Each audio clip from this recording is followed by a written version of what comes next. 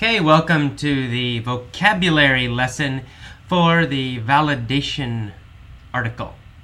Let's get started. I'm not going to do all of the vocabulary, just some of the more frequent or more difficult words. Okay, in the beginning here, I use the phrase glance over. I'm narrating, I say, I glance over the test scores again. To glance over something is to look at it very quickly. Usually you would say, I glanced over the tests, I glanced over the article, I glanced over the letter. To glance is to look at something very quickly and then look away again. Okay? Next, I use the phrase drawn to in the next paragraph. I say, my eyes are drawn to two sets of numbers, two names. To be drawn to something means to be attracted to it. It means there's something about it, makes you want to look at it. Makes you want to get closer to it. So drawn to means attracted to. All right. A little bit later, a couple paragraphs later, I use the word harangued. Harangue is a verb, to harangue. And in the sentence I say that my students actually followed the method I continually harangued the class about. So I was always haranguing my class about using input-based methods. And to harangue it's similar to the word nag, which we'll discuss later, but it means to say something again and again and again. It means you want someone to do something, and maybe they don't do it, so you tell them again and again and again.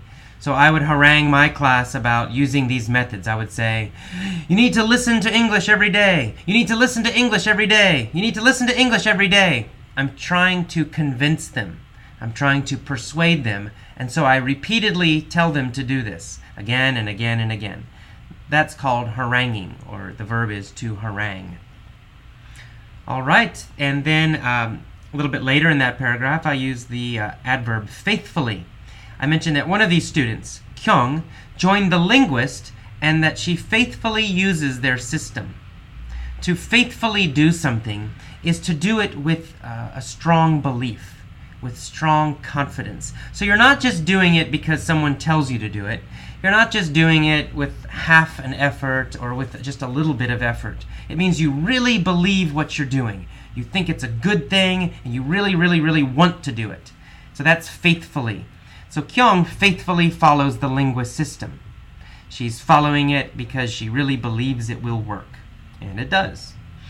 All right, and then in that same paragraph, the next sentence, as a matter of fact, I mentioned that both students also read for fun, and that they mostly read easy materials, such as National Geographic for Kids, or adolescent novels.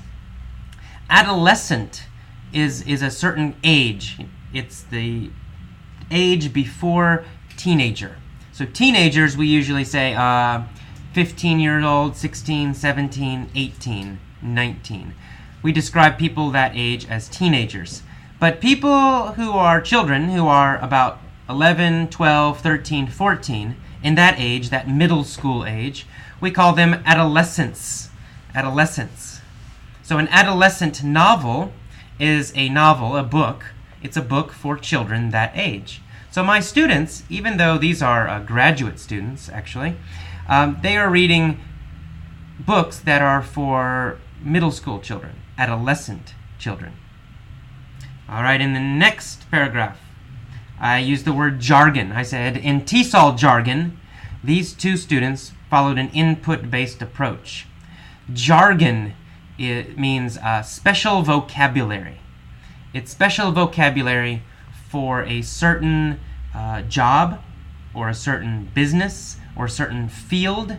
For example, biology has certain jargon. Biologists know this vocabulary. Other people don't. Well, teachers also have jargon. In TESOL, which is teaching English to speakers of other languages, teaching English as a foreign language, teachers who do that, we have kind of a special vocabulary too. And so input-based approach, that's a kind of vocabulary that we use. Most English teachers understand what that means, but maybe people who are not English teachers don't know that. So jargon is the special vocabulary of a field or a certain job. Alrighty. Exceptional, of course, means special, amazing, great. All right, in that same next paragraph, I mentioned the bulk of their study time was spent reading and listening to understandable and interesting English materials. The bulk of means most of. So the bulk of their study time was spent reading and listening. Most of their study time was spent reading and listening. So the bulk of means most of. Alrighty then. Then on to the next page of the learning guide. You'll see a couple of similar words here. First is the word nag. I say, I always nag and cajole my students to focus on comprehensible input. To nag is quite similar to harangue, which I just told you about. If you nag someone, you tell them to do something again and again and again, usually because they're not doing it. The best example is a mother and her children. My mom would nag me about cleaning my room. AJ, clean your room. And I'd say, okay, Mom, okay.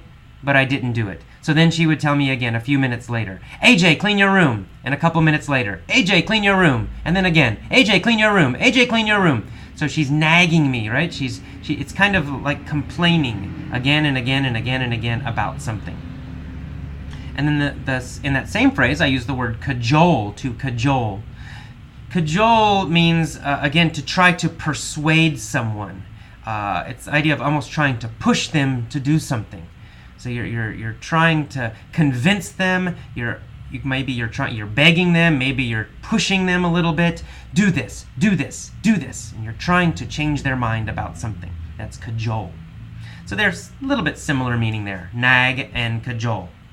And comprehensible input means understandable input. So what you have to listen to something you understand. If you don't understand it, you won't learn anything. You need to understand about 90% of it. So that's comprehensible. All right.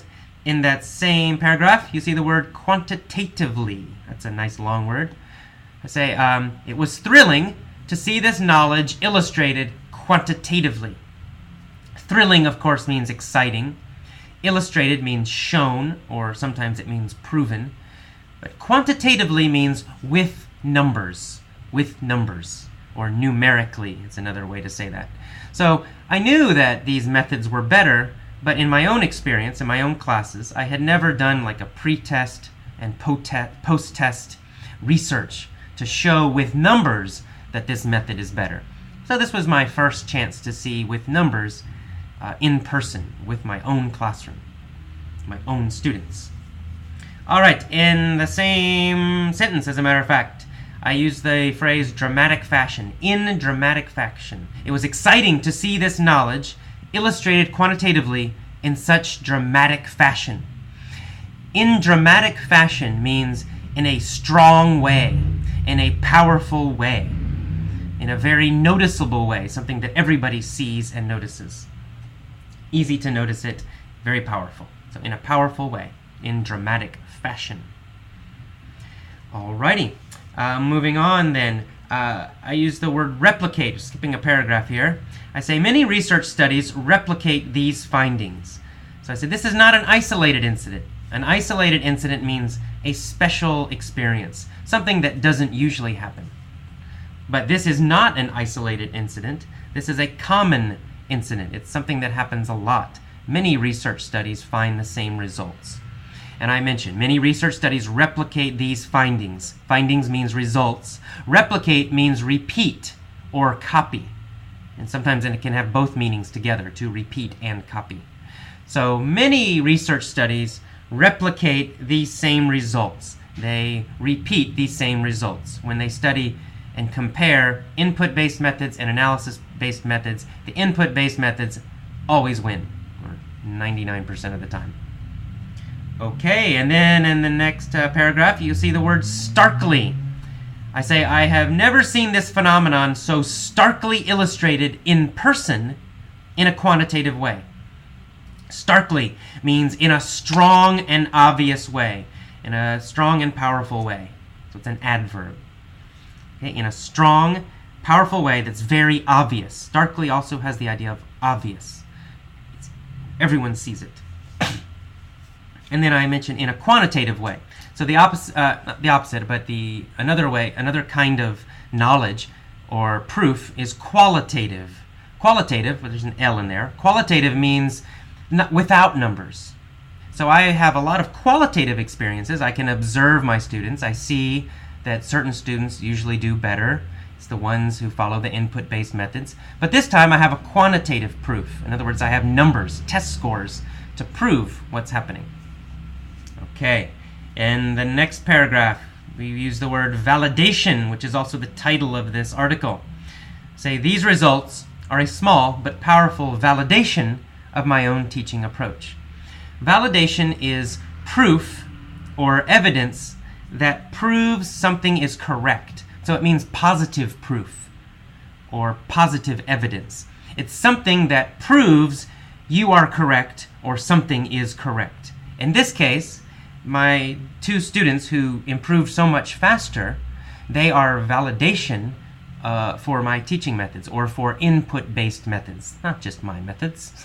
Anyone can use these methods. In the same paragraph, I use the verb exhort.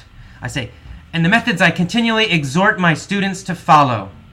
Exhort is, again, has the idea of trying to persuade, trying to convince, trying to even sell. Okay, I exhort my students to follow an input-based methods. So it means I'm trying to convince my students. I tell them very strongly, you should do this. That's exhorting. All right. In the next paragraph, we see the word plea. I say, I now carry this plea to you. I now bring this plea to you. A plea is a request. It means I'm asking you to do something. A plea is actually a very strong request. So I'm saying, please, please, please do this. Please use an input-based method. Please don't analyze English. That is my plea. That is my strong request. And finally, at the end, you'll see the phrase rely on. Do not rely on textbooks. To rely on something is to depend on it. It's to use it too much. So do not use textbooks too much. Do not rely on textbooks. Do not depend on textbooks. Textbooks are not very good.